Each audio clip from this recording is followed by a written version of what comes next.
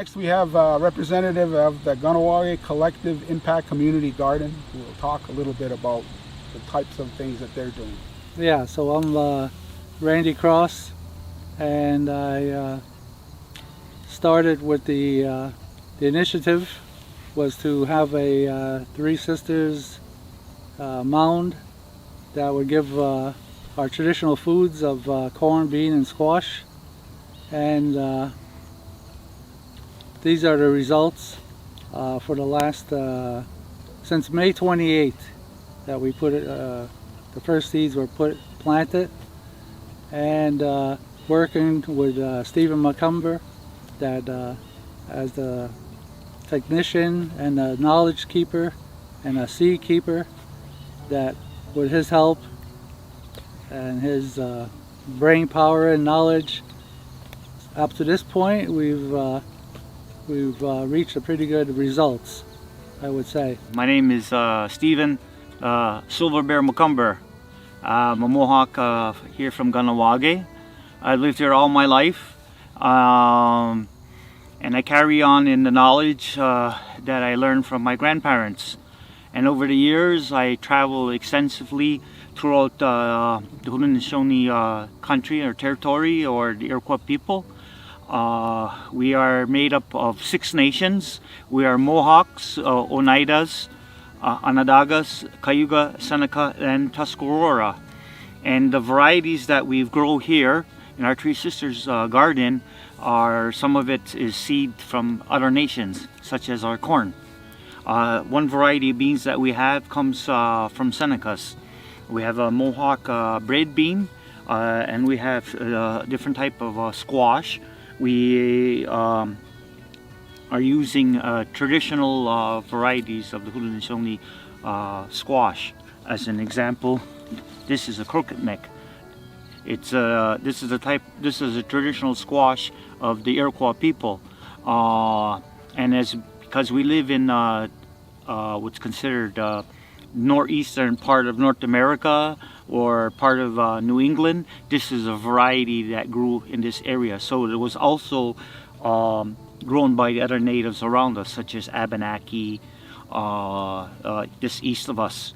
And we are presently in the kind of the most northern portion of our territory, and we're growing this. And so part of the project is to kind of reintroduce on a larger scale to our own people.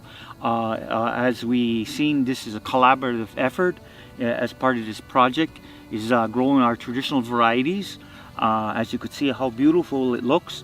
But then we're also working as a team, and that's very important, because this is where the knowledge is passed on. You know, whatever I'm sharing, it's because I learned it from someone else, and I'm sharing it here, and I'm showing, and we're seeing the results. We have students working together there with great pride, and they have to be complimented for the beautiful work that they've accomplished. So this is one of our squash. This is one of the corns that got knocked down, unfortunately, but you could see that it's a large size, this corn here. So this is a traditional Tuscarora variety, or white corn. The seed is maintained by a family at the Tuscarora reservation, and they're good friends of mine, so they shared some seeds with us so that we could reintroduce it back into our community. So this is another old traditional bean that we use. We refer to it as cornbread bean, but it's just because we incorporate it in the making of cornbread. And so the traditional type of cornbread that we use, we begin by using our white corn when it's dried, and then it'll make a flour from there. And then at one point, sometime in early winter, that's from this year's harvest, then we'll make a flour, and then we'll make a bread. So our bread is basically made with the corn with very hot water, and it sticks together, and then we incorporate beans, cornbread beans, like you see here. This is a traditional variety of beans of our people, and we use this in the cornbread, and it's going to be delicious. I'm already getting hungry just thinking about it. But this is the results this is what's known as, this is the fruits of our labor. And in keeping with our traditions, growing corn beans and squash, but in addition to that, the other parts is that we also have some sunflowers, which is part of our culture, which is used to produce sunflower oil, but mostly today we use it also to feed the birds in the winter that we have. So we're working together in harmony with nature. We have traditional Indian tobacco and used in the ceremonies in the longhouse and for people to use. So we also have that growing here in our garden.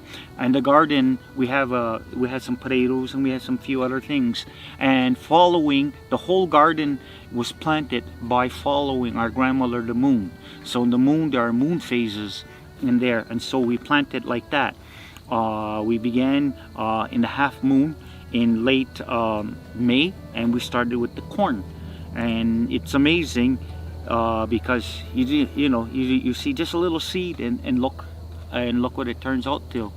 Hopefully in the coming years it's going to continue, but it needs to continue with the young people because as you could see, we're slightly got frost on the garden here, and there you are.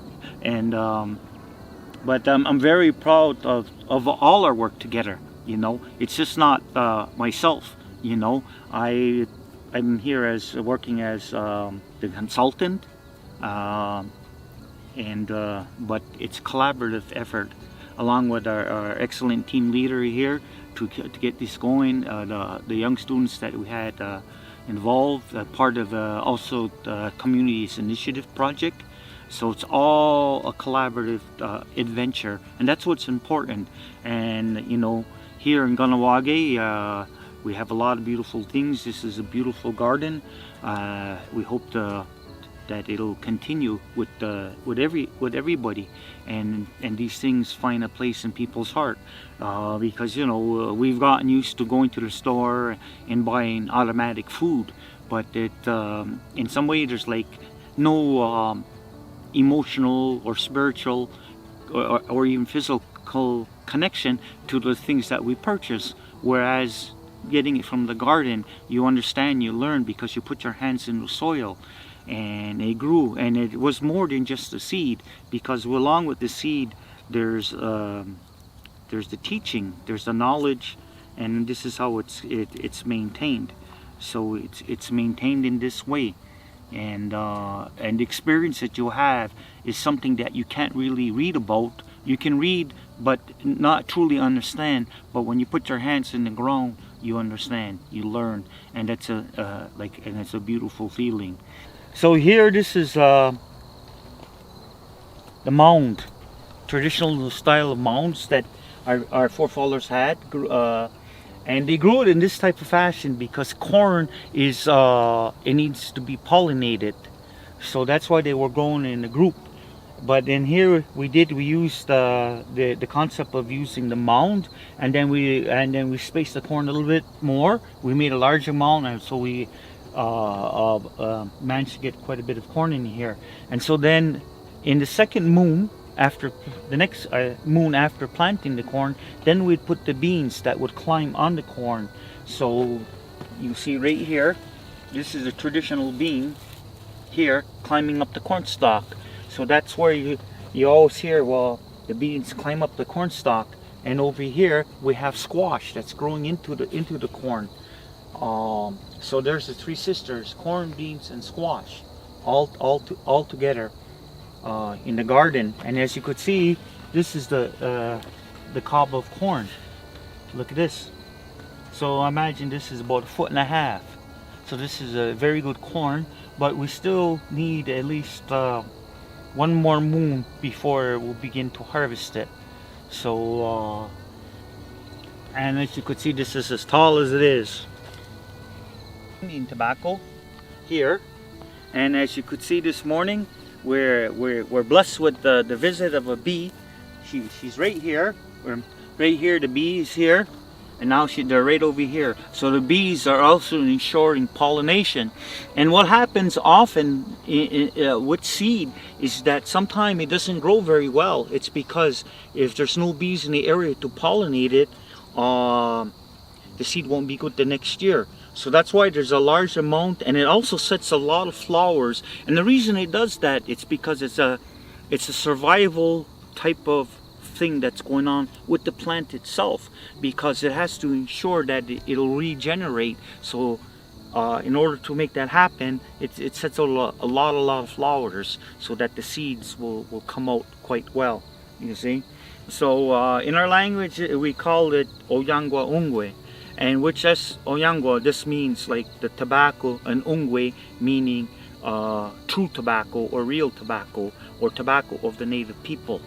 So this is our variety right here of ceremonial Mohawk tobacco.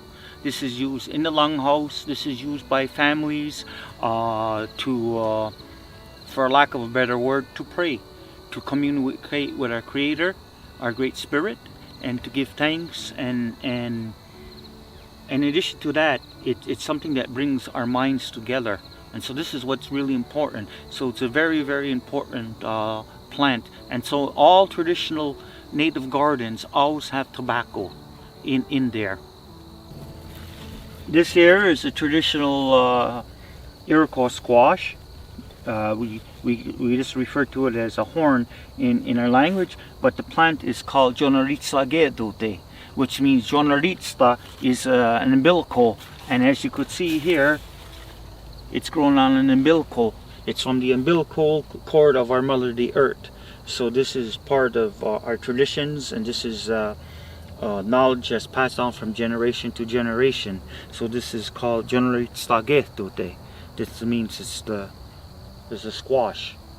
So in Mohawk, it means that the button, the umbilical is pushed out, Jonaritsa.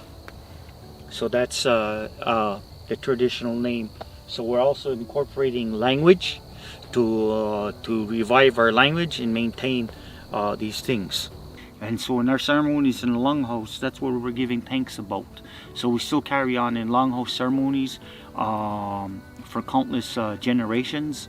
We're in the year 2020, and we still maintain this. Yes, we live in a modern time, but we use the application of knowledge that's passed on from generation to generation. So the knowledge is a generational knowledge, and it's adapted to modern times. Yes, we have contemporary issues. We have soil management. We have pests. We have all kind of things that we're faced with, and we learn and we try the best that we can with this. So thank you for being with us this week. That's it for now on our virtual tour of Kahnawà, and see you next time.